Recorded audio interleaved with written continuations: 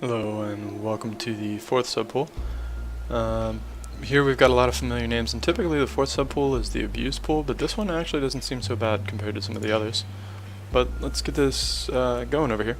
Up first we have Railguard Transfusion by Lapse up against Neutronius Battlecore by Floof. You can see Lapse is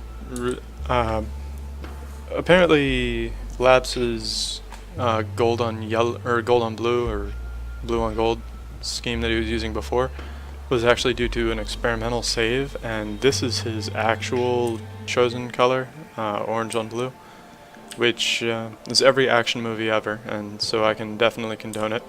I also really like the symmetry on these defense cannons, so Lapse wins my heart at the very least. And I would be remiss if I didn't mention that Lapse is also a YouTube content creator, so I highly recommend checking it out, Lapse App Now, on YouTube. He does some reassembly stuff and a few other things here and there. Let's see what else he brought for us today. Some plasma cannons, some railguns. You can see he's got a lot of generators, and that feels like a lot of generators. I don't know if that many is necessary. It might be to run all these autocannons, but I might have just not had so many autocannons. But they do have a nice like stripe on them. It makes them look like fighter craft. And then here we've got some manipulators. We don't see too many manipulators, but I don't know how well that's going to work out exactly. Manipulators, they seem more expensive than they're really worth. Meanwhile, Floof is over here with a crystalline fleet, and this is a tiny ship with a giant plasma cannon. And one of the problems with Penrose is it's really hard to get things to center. Like, this is about as good as it's going to get, but you can see that the power generator isn't connected correctly. Also, the thrusters are apparently asymmetric, which I only just now noticed. The thrusters on the back at least. Oh, and it looks like there's some module overlapping. Yeah, I dropped the ball on that. And over here on this big guy, you can see this one, it's got a cluster of plasma condensers of various sizes, which should create a rather neat looking effect. And plenty of power here and there. The zigzag line should be fine. It's a long enough craft that I don't think anything is going to suddenly outfit. But overall, pretty neat shape. I like the little ring on the back of these as well. But let's see how they pan out. I feel like the crystallines do have the advantage in this fight. You can see Lapse is bringing antimatters to the field, which are decent weapons, but their damage per second relative to their cost is pretty low, and against something like crystallines you kind of need plenty of damage per second. They certainly bring enough health to merit it.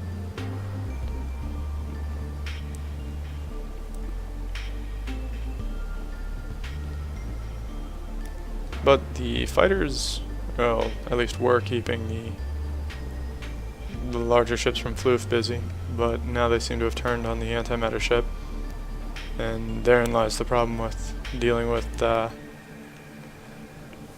crystalline plasma condensers. They offer a devastating amount of damage and an alarming range. Those autocannons are actually working surprisingly well as point defense, which I didn't really think about, but it does kind of make sense. They've got high tracking and a high fire rate, so they kind of saturate the area with projectiles. But these smaller ships only have so many options, and I don't think they're going to be able to put up enough points to recover the round. And I'm not entirely sure how much different round 2 could possibly go.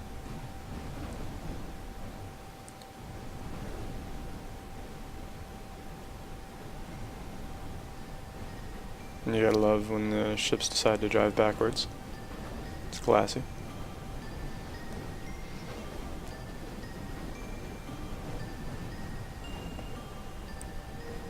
A pretty good number of missiles coming out of Floof's ships as well. There's a lot of point defense on these little fighters from Lapse, but I think those missiles are going to be a significant factor in some of the other fights that we see. And round 1 going to Floof. As I mentioned before, I can't imagine round 2 going too much different. We can also see Lapse is bringing the latest iteration of the spaced armor, where he's relying a little less on the spaced armor itself and a little more on conventional armor. but the space armor is still there to help deal with initial volleys. I feel like that would help more against the Waste 47 fleet we saw in the last pool, but mainly because in this pool we've got a lot of direct fire weapons. But that said, it is a neat aesthetic if nothing else. And I don't understand why it's doing the spread fire. Normally it's because of a difference in speed between the ship and the thing it's firing at, but in that case it looked like it just wanted to spread fire.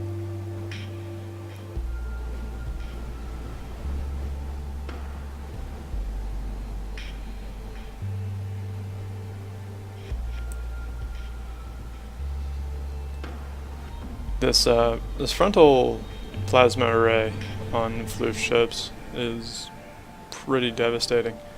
It really is a metric shitload of damage. As you can see in the couple of seconds where it did decide to stop doing the spread fire and focus fire on Laps's largest ship, it did not take more than a few seconds to cut it in half. Some very serious damage output, and Floof takes round one. Floof takes the match. Up next we have Peace Against World Ships by Odinson, up against Railguard Transfusion by Laps. So this is Odinson's world ship, which you can see it has the one antimatter, which I think is there just to help it maintain which direction it's looking. And down the center of the ship you can see there's not a whole lot of value.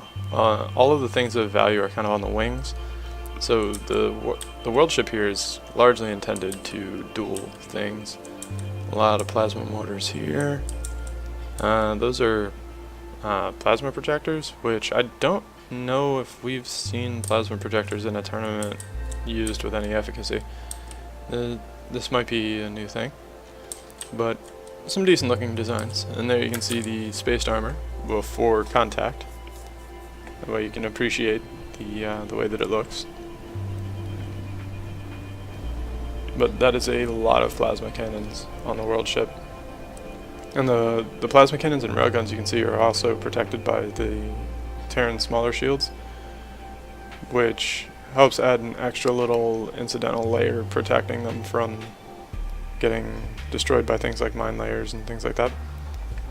And here we can see, not this one in particular, but we were able to see some of Odinson's ships with the plasma projectors using them to pretty good effect. They were sitting back at range, and several of them were just dumping plasma on the target.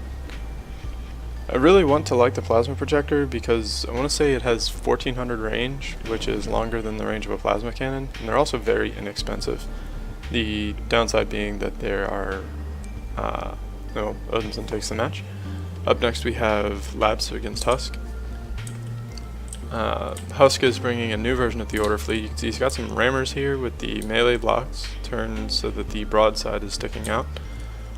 These guys, these yellow blocks, or white blocks, whatever they are actually just the core hull. The purple, I believe, are his actual armor plating, meaning that the melee blocks aren't these, it's actually these ones here, which I don't think this big guy is intended to melee. You can see it's also bringing an obliterator, so I think every one of the Sentinel fleets has brought an obliterator, and that's highly unusual. But we have seen some obliterator magic, so perhaps it will pan out. And I don't think that was obliterator magic, I think that was just raw damage to a vulnerable angle. But what I was saying with the plasma projector is that it's very inexpensive and it's longer range than the plasma cannons, but I've had a difficult time getting ships that are using them to actually behave correctly. The idea, of course, being that the ship would keep its distance from its target, maintain focus, and continue shooting at it. But whether or not they do that seems to be potluck.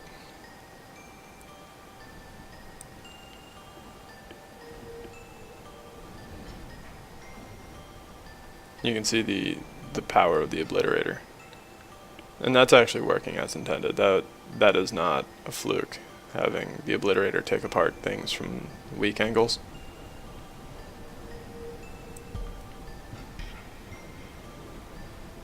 The big ship from Laps seems to be a little too brave. And part of that is the disrespect behavior. You can see it's focusing on one of the distractors from Husk's fleet.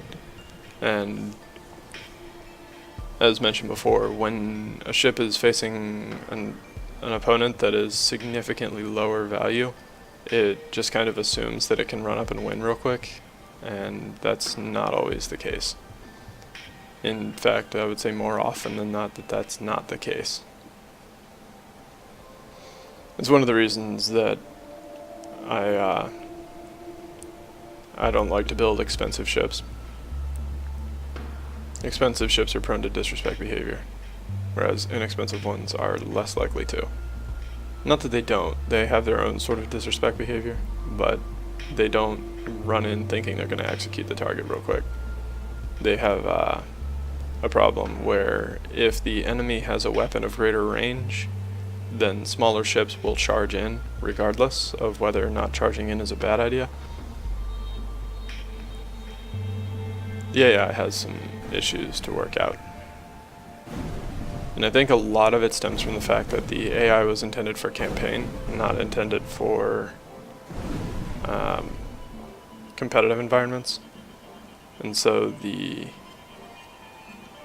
a lot of the decisions it makes are fine in the campaign, especially against the player, because the player isn't subjected to the AI like they are in the tournament. So it kind of creates an environment that's very player-centric, which is not a bad idea. But Husk takes the match. Up next we have Command Execute up against Laps. So Command Execute, hey, the farmers are pulling the Sentinel trick. This is actually a farmer fleet, which you can see it has, it looks like a Bolshevik and one of the bigger farmer lasers. I don't know, it seems weird. And a whole lot of these missile kiters, which I think are using the MM1s. But we'll see how they go. Farmers are historically not terribly agile, but their missiles are fantastic. They're fragile and very slow-moving missiles as well, but when they hit hard.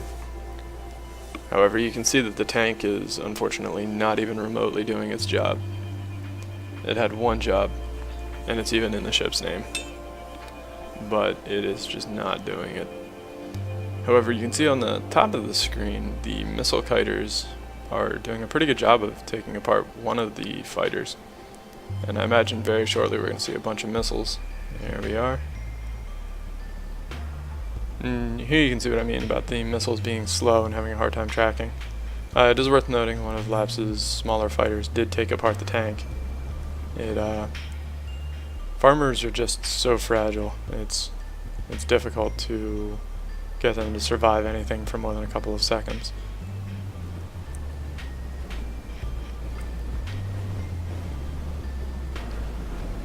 Here's a bit of an opportunity for the spaced armor to help absorb some damage.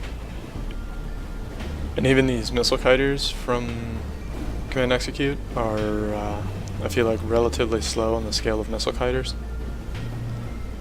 And Laps is racking up a pretty solid score. The burst lasers that he's bringing for point defense seem to be adequate for holding off all of the missiles that Command Execute brought. And of course, the more ships Command Execute loses, the fewer missiles he's going to be able to fire. And the more effective that point defense is going to be, relatively speaking.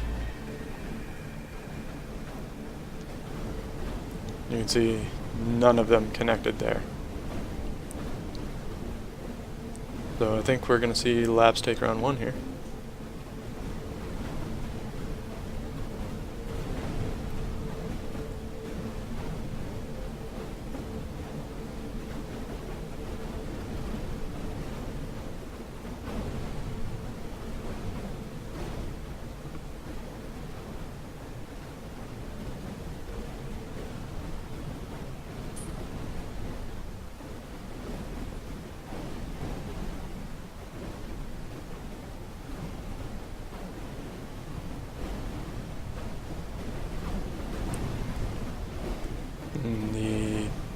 the alpha from those antimatter cannons seems like it's enough by itself to single-handedly destroy the kiters, which really just means it's only a matter of time before Laps would kill all of them anyway.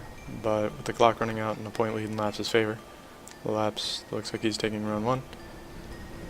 And I'm not entirely sure round 2 is going to go a whole lot different. You can see how quickly the tank falls on account of armor, or farmer armor, being as fragile as it is. And the main ship from Laps, which more or less single-handedly destroyed the missile kiters, still in very good condition and starting its path of destruction. The fighter is holding on pretty well, largely due to all of those autocannons they're using as point defense. Because the missile kiters can rarely do damage, they have to saturate the area enough to sneak missiles past the autocannons. And as we can see, one of the fighters just took out one of Command Execute's kiters too. There's a reason that the farmers have never made it to the champion pool in an open faction tournament. As good as their weapons are, all of the other aspects of the faction just don't hold up.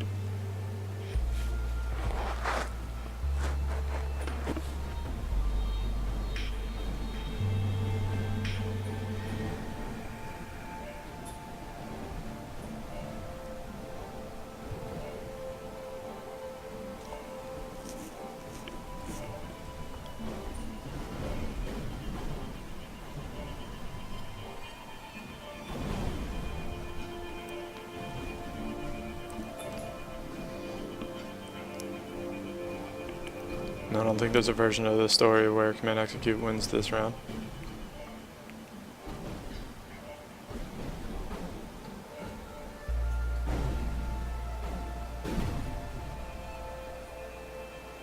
And Laps takes the match. So up next we have Laps up against Fat Desmond and the Annoying Fireflies by Splinter. And so this is Fat Desmond. You can see he's really let himself go. He's put on a lot of weight, probably ate a whole lot of cheeseburgers and just pasta and sandwiches. And at this point he's kind of a washed up shadow of his former glory. And the Fireflies themselves, even they seem to be phoning it in with the burst lasers and missiles and drones. But we'll see how it goes. The Fat Desmond still believes that he's the rock star that he always was, but we'll see how it goes. You can see he's certainly slowed down in his old age and his increasing weight, even if he has expanded his repertoire of musical talent to include more than just proton swords. He is still a grotesquely large man.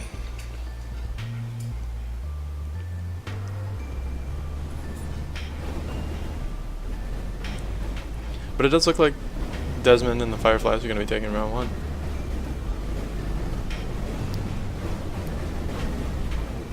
There just needed to be some in-jokes there.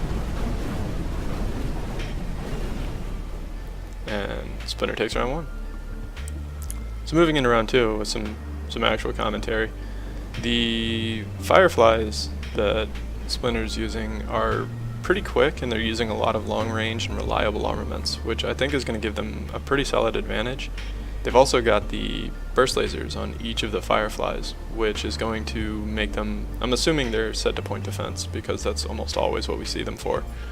And if that's the case, then missiles are going to have a very hard time dealing with the kiters between the shields and the burst lasers. In the meantime, Desmond's whole job is to just kind of get in the way and be an obstruction, and at that it seems to be excelling rather well. Splinter takes the match. So now we have Floof up against Odinson. I'm not really sure who has the advantage here. Floof, I think, is bringing more damage to the field, but Odinson has the ship count advantage, and I think he's got some some range advantages of his own, and a lot of it is going to depend on how the condenser ships deal with the world ship. And you can see it kind of dug in a little bit, but they need to focus on that world ship. And now the world ship, you can see in the thumbnail, is rebuilding, and that's not great for Floof. Although I'm sure Odinson would like it if his world ship would turn and properly face the target so it doesn't lose its guns.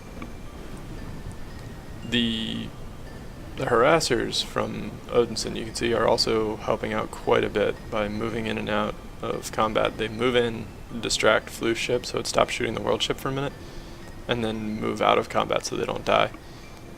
I'm not sure if that's coincidence or design, but it does seem to be working out rather well here,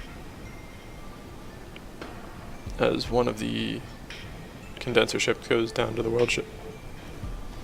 And like I said before, the world ship's using a lot of railguns and plasma cannons, which are both turreted weapons. And so even though it's facing in the wrong direction, it can still put out quite a bit of damage.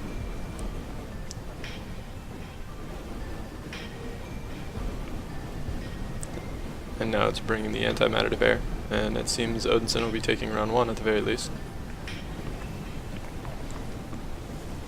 And a pretty sound display of world ship oriented peace.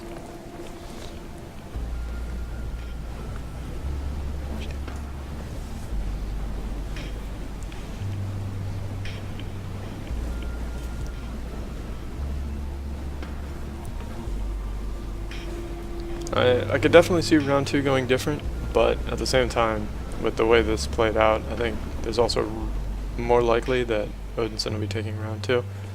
But let's see how it goes.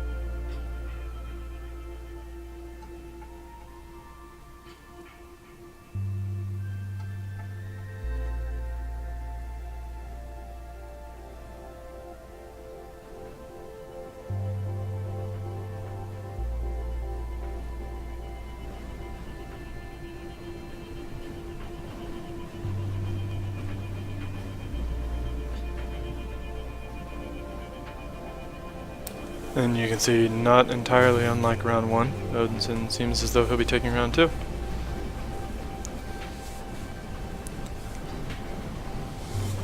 A solid display of peace from Odinson's world ship.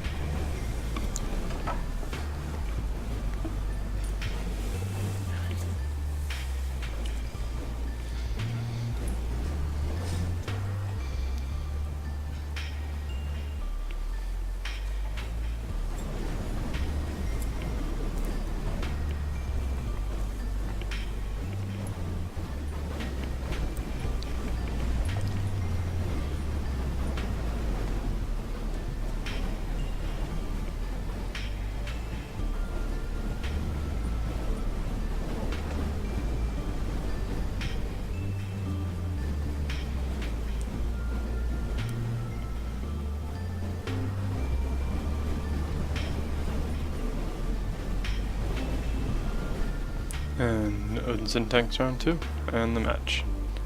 So next up we have Floof up against Husk. Now this is the Battle of the Brawlers. The Sentinels and the Crystalline have historically been the best brawlers in the game. Although usually Sentinel ships will bring more armor and fewer obliterators. The obliterators you can see having very good effect on the smaller craft from Floof's fleet, but I don't think they'll do quite as well against this larger one. Although, that said, just obliterator magic on one of Floof's gunships. It's entirely possible we'll see a repeat here as the obliterators close in.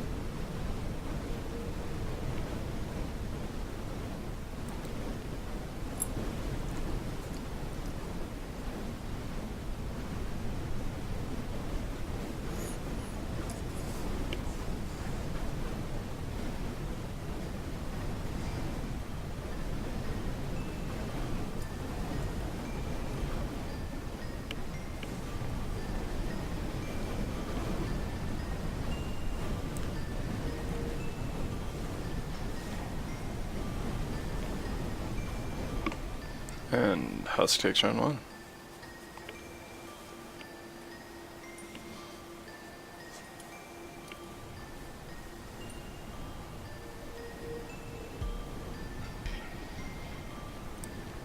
You can see that the condenser ships, when they do decide that a target needs to die, they do so very effectively.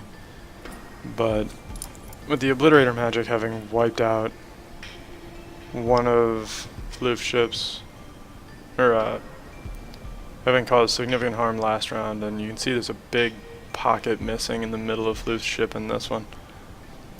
Obliterator magic seems to be the name of the game this tournament, at least for Sentinel fleets.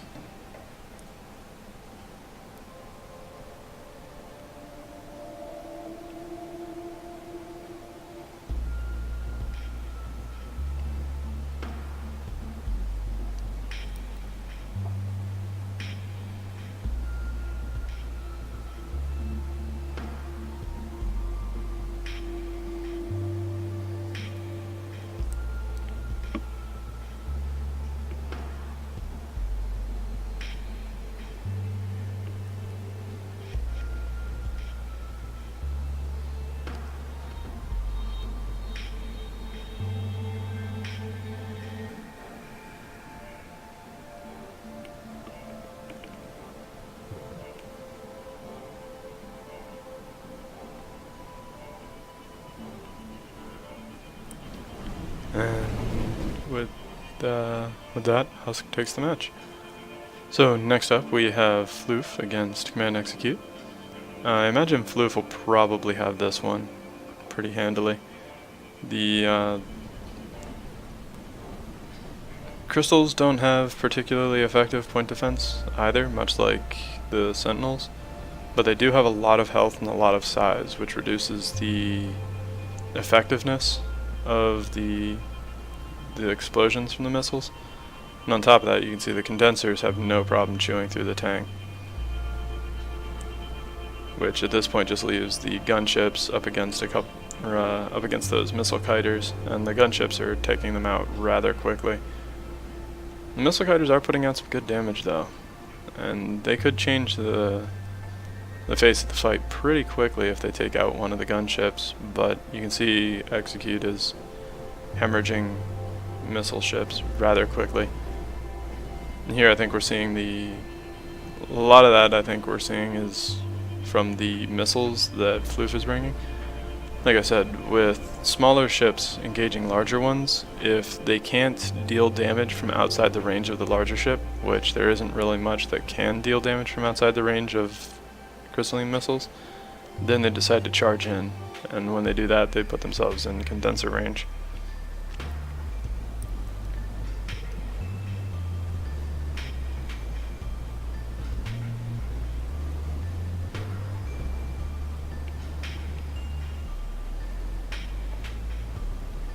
And here you can see the blocks just evaporating on the Tang.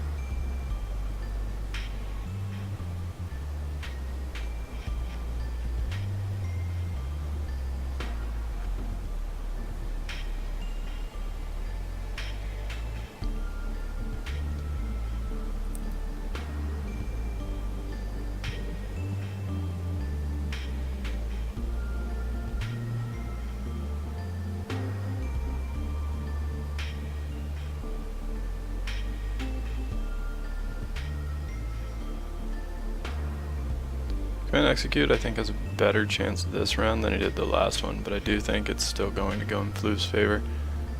The gunships are just able to put out too much damage at too much range, and because of how far the actual weapons are from the core on Floof's plasma cannon, or on Floof's condenser ships, the missiles aren't even targeting the actual guns from Floof. They're just shooting at the shooting toward the core, which is just essentially a large block of armor.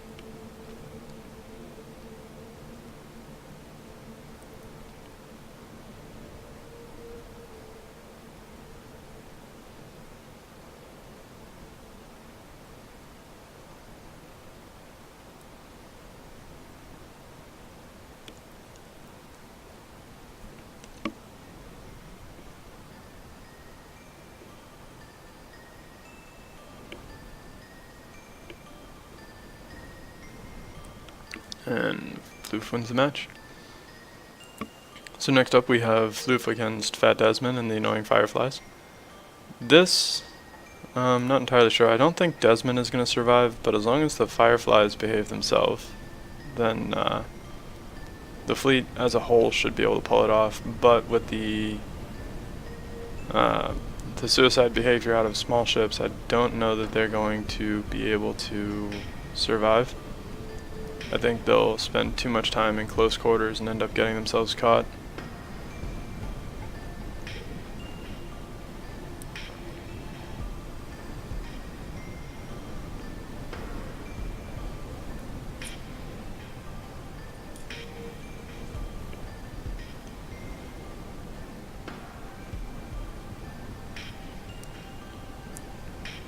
Fat Desmond so far having not been the focal point at all, though, which is allowing him to do all sorts of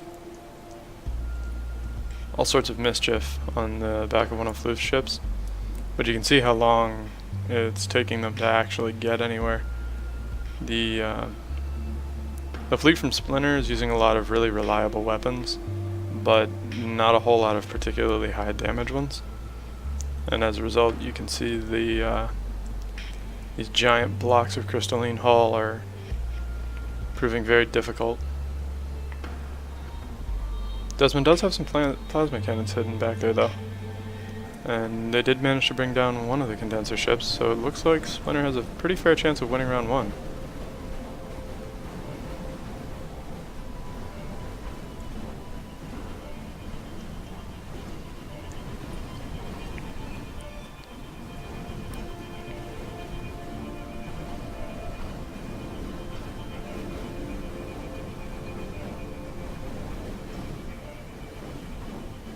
And you can see Desmond's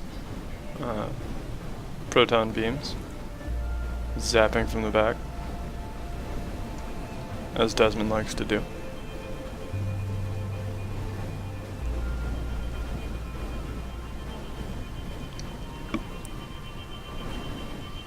Looks like Splinter may also be using a few manipulators himself. Thought I saw some bluish lasers coming out of Desmond, which all of the lasers that deal damage should be that pink color, but manipulators like to use the other colors that you pick for your faction.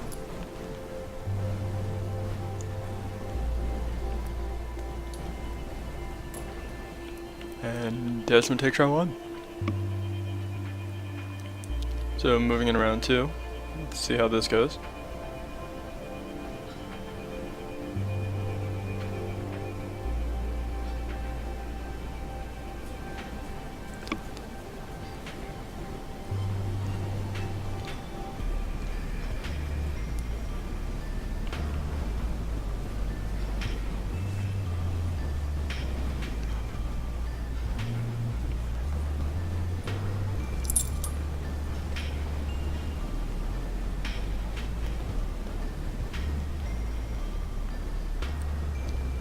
And not entirely unlike last round, where Floof did gain an early point lead, Splinter's fleet was able to claw it back. And Desmond does have a good angle, so, or well, somewhat. The best angle is from the back where that ring is, but basically anywhere except the front is a pretty decent angle to attack Floof's ships. And the nose from Desmond actually stopped Floof's ship from turning, giving Desmond a little extra time on the back, but didn't really pan out. And those condensers are meaning business. One of the Fireflies did just save Desmond though. Ran in and got the condenser ship distracted just before it was able to actually secure the kill. Desmond turning around to take some opportunity shots from the back, as Desmond do.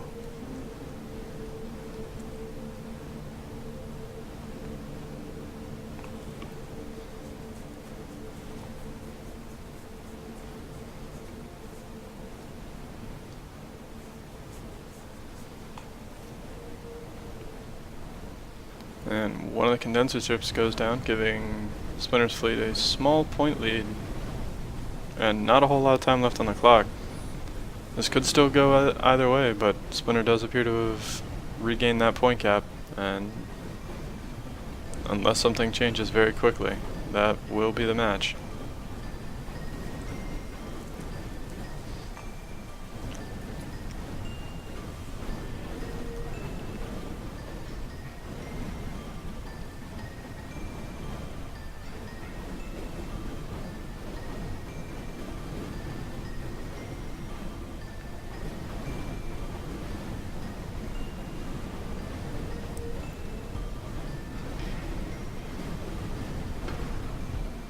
And Splinter takes the match. So next up we have Odinson against Husk. We've seen Odinson do quite a bit of work, but Husk does have Obliterator magic on his side.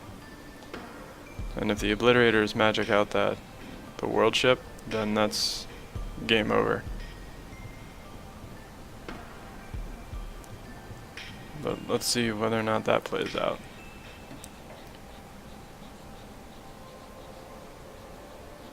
The Obliterator ships, meanwhile, will pretty steadily kill all of the small ships, even without Obliterator magic.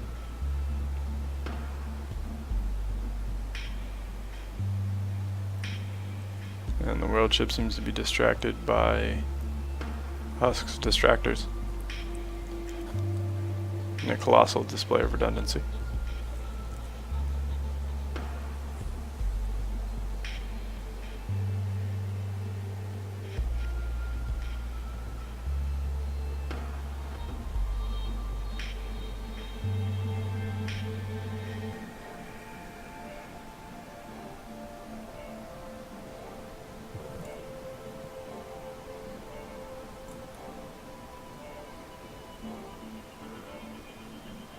And that does appear to be some Obliterator magic,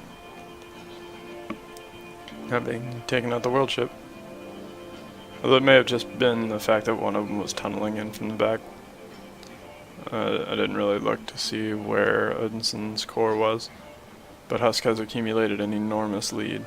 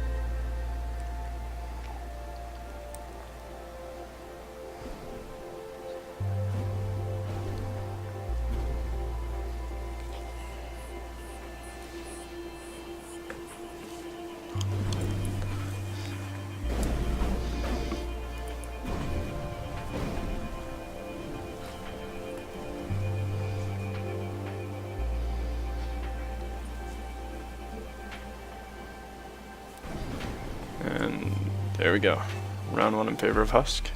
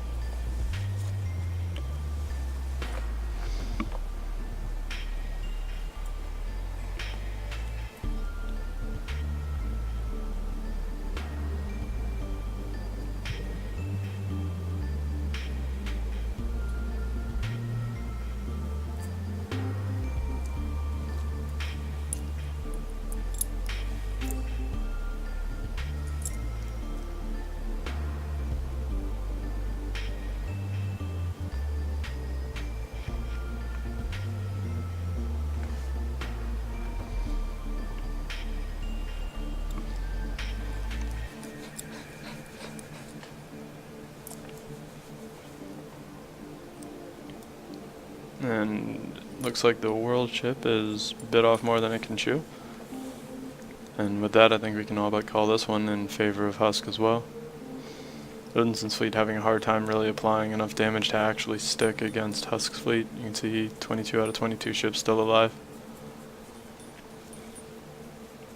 A pretty solid showing out of Husk.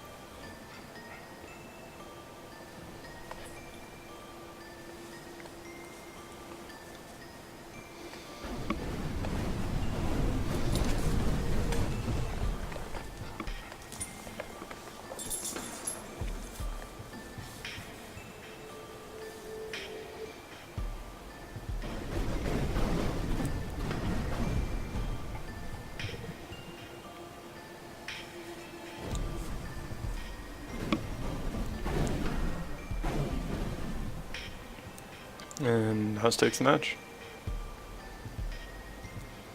So next up we have Odinson up against Command Execute. This one I feel is in Odinson's favor, largely because I don't bet in favor of farmers. It's a matter of principle.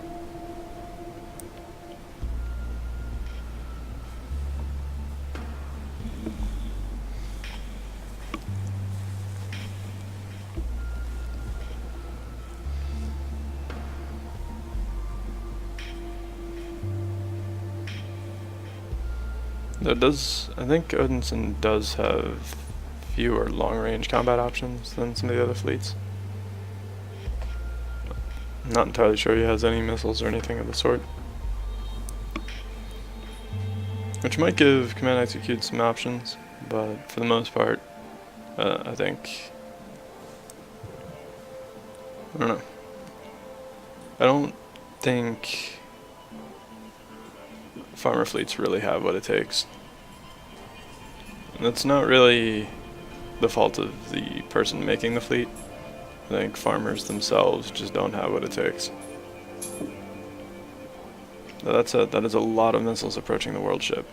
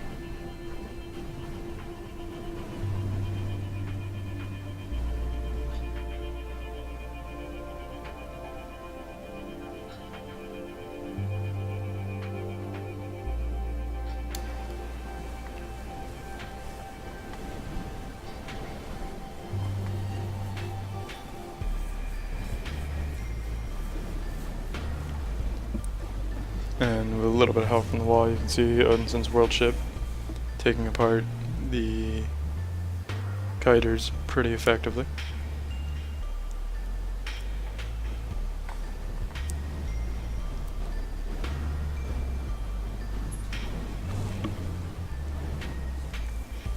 And Odinson wins round 1.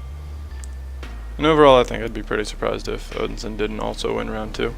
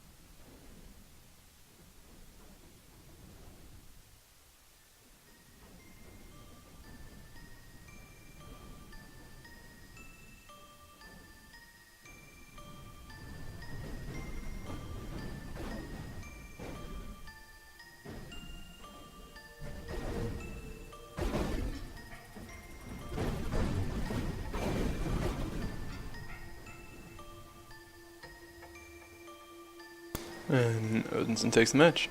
So up next we have Odinson against Desmond and the annoying Fireflies. Or some sort of fat Desmond. I do think the world ship probably has more damage output than Desmond does, so in this slugging match between Desmond and the world ship, I think the world ship might just take it. But you can see the Fireflies are causing untold mayhem on the rest of Odinson's fleet.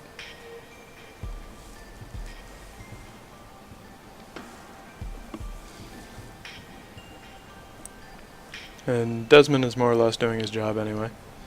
Even if he is too fat and slow to do what he used to do. He just has to switch basically from, you know, power ballads to slow jazz. He just can't keep up with the pace anymore.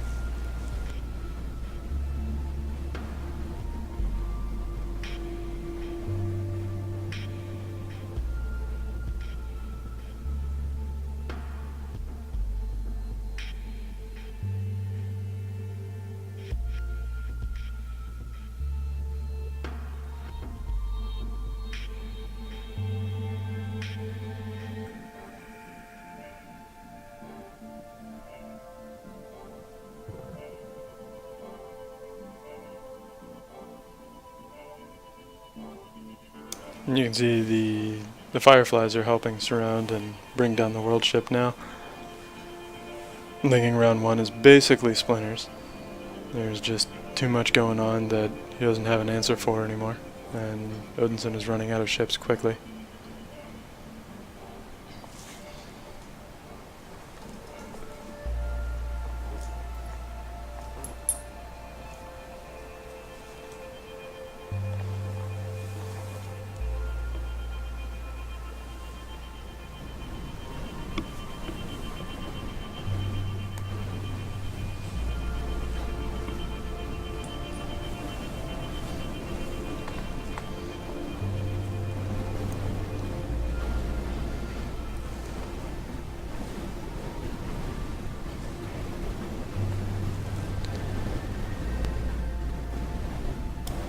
And I think we can pretty much say Splinter's going to take round 1 here.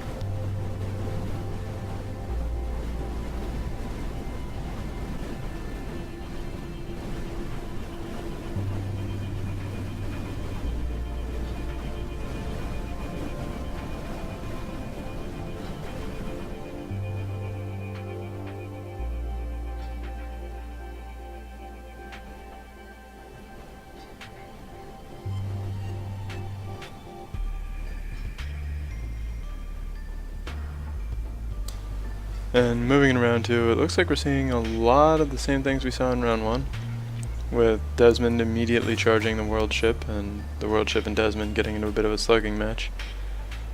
The Fireflies are doing a pretty good job of killing the escort ships from Odinson, though. Ooh, and that is Desmond down. That is going to be a problem for Splinter's fleet, I think. I don't know. Desmond doesn't seem to be worth that many points, if I'm honest. So Splinter's fleet may be alright, but this is going to be a much harder fought round than the previous.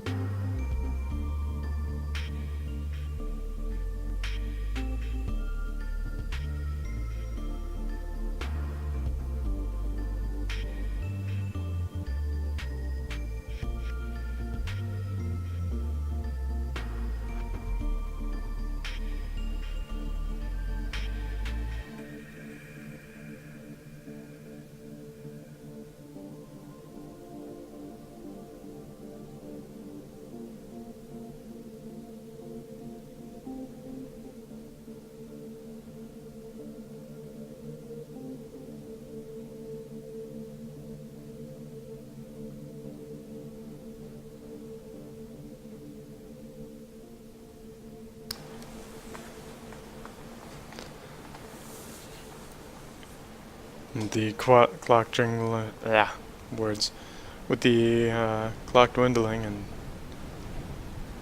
Splinter's fleet having a hard time making up that point difference, I think we're going to see round 2 go to Odinson. I guess even a fat Desmond is still integral to the band's success. Every band needs a face man, even if they don't like him, because he's fat and lazy.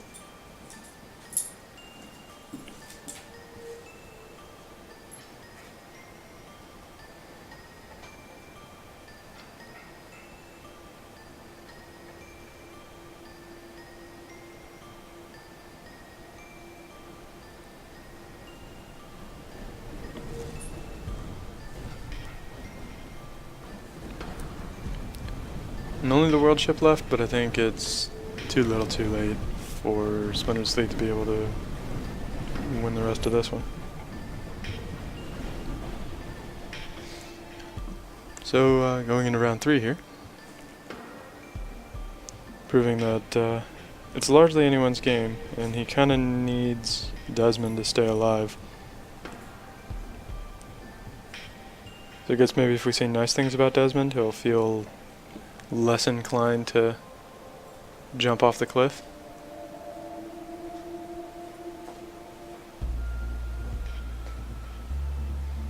Or perhaps not, as Desmond goes down again, rather quickly too. Bodes very poorly for Splinter's fleet.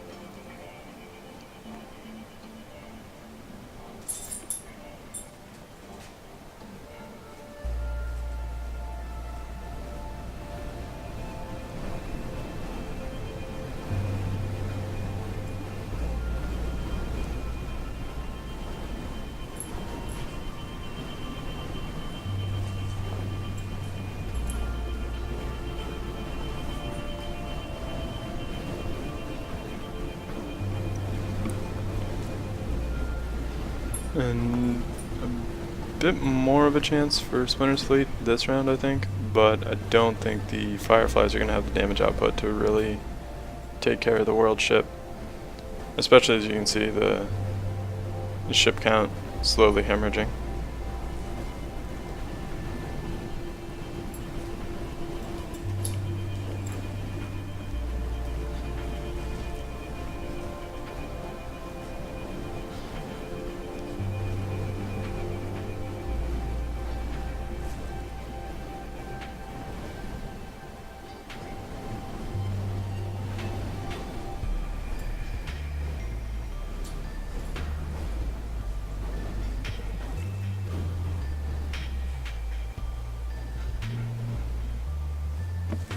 And Odinson takes the match.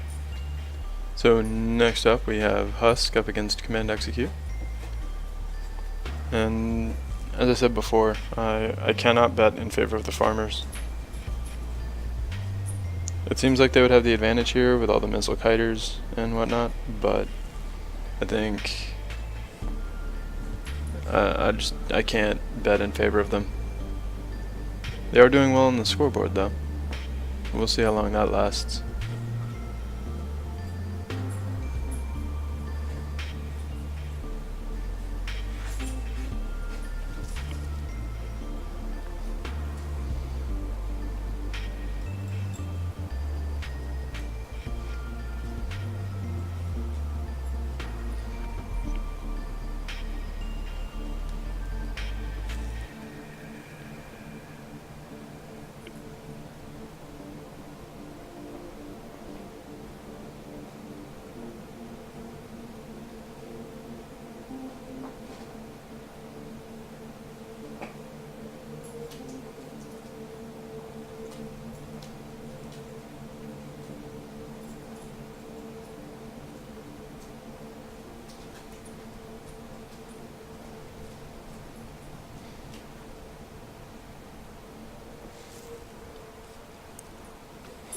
And right now my dog is dragging his bed around the floor for reasons unbeknownst to me.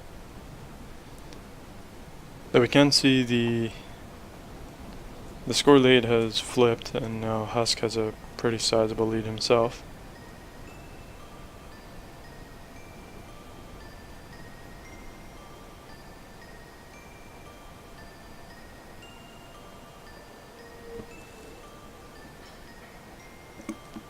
I think the Obliterators are paying dividends in this fight as well.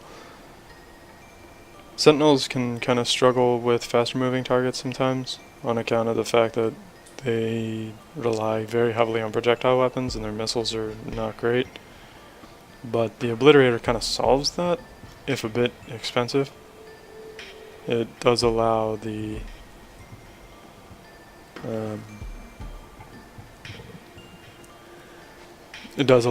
ship to pretty consistently hit longer range targets, and you can see that the kiters are sitting in Obliterator range even though they have no business being in Obliterator range. It just doesn't make sense, but that's what they're doing.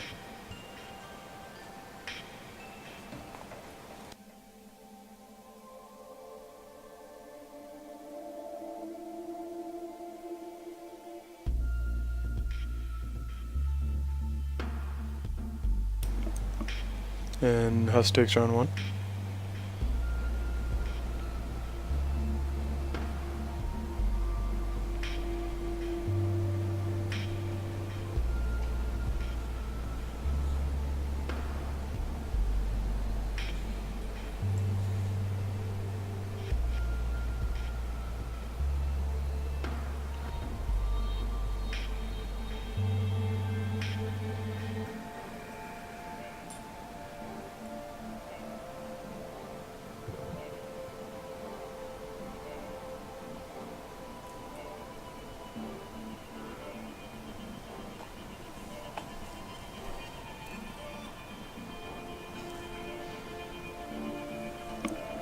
You can see again, Command Execute off with a little bit of a point lead early, but hemorrhaging it pretty quickly as the Obliterators get into range. I just don't think the Kiters have an answer for those Obliterator ships. As is often the case with farmers. They just don't have an answer for a lot of things.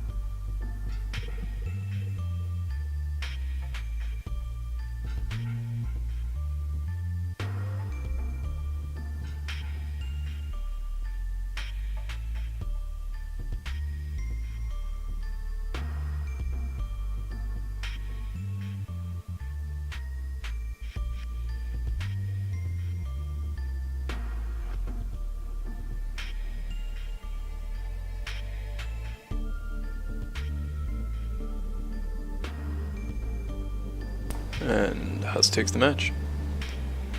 So next up we have Husk against Fat Desmond and Annoying Fireflies. I feel like a lot of this comes down to whether or not Obliterator magic takes place.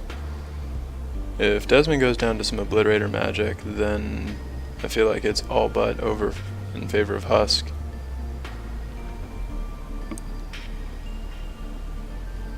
And this has been the tournament of Obliterator magic, so I'm not entirely willing to count that out just yet.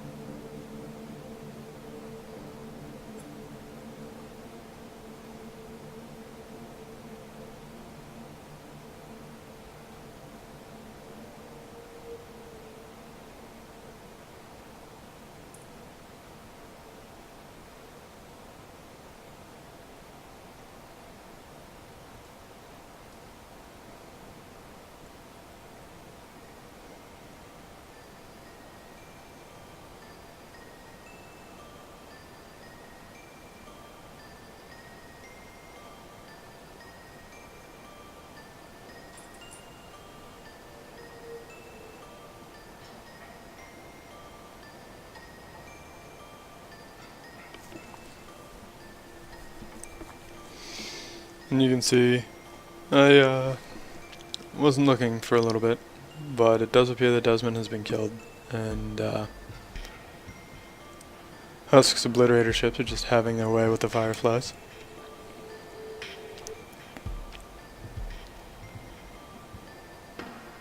Poor Fireflies. They put their faith in Desmond, and he let them down.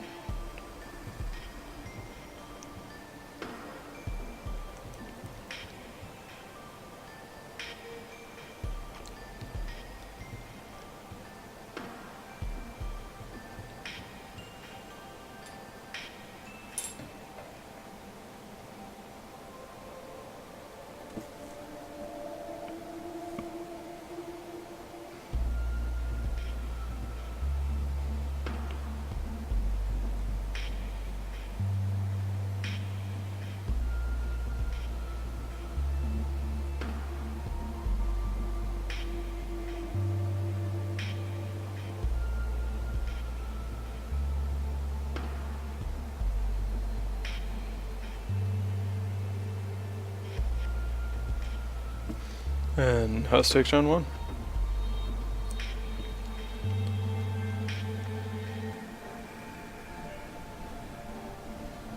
You can see Desmond headbutting some of the melee ships from Husk's fleet. I don't feel like that's going to work out in Desmond's favor. Headbutting melee ships is seldom a good plan.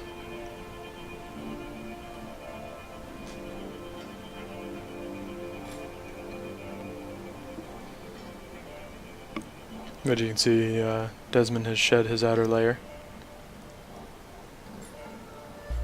And there was some obliterator magic there, I think. Or no, Desmond is still alive.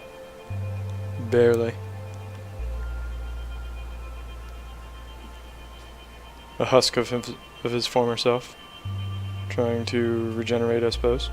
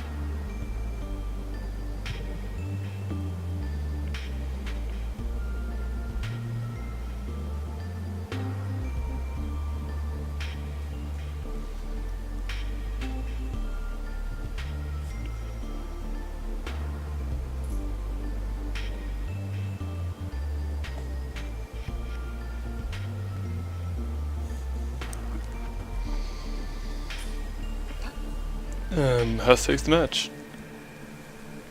So that gives us Husk and Odinson advancing to the champion pool. No one else can get enough wins to challenge them. But let's see how Desmond and the Fireflies handle themselves up against the farmer fleet here. And here I'm feeling like the Desmond and the Fireflies have every advantage in the world. Speed, range, damage.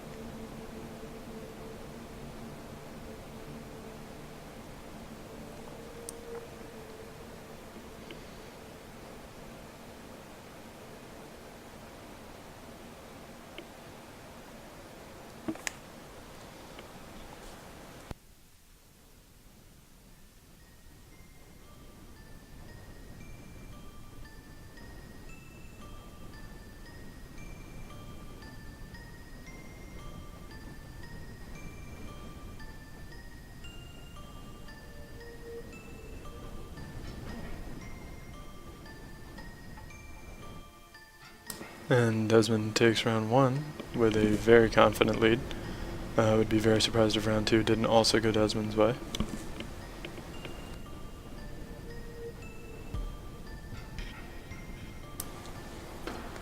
As we can see here, as I was mentioning with the, see there are manipulators on Desmond as well. I thought so.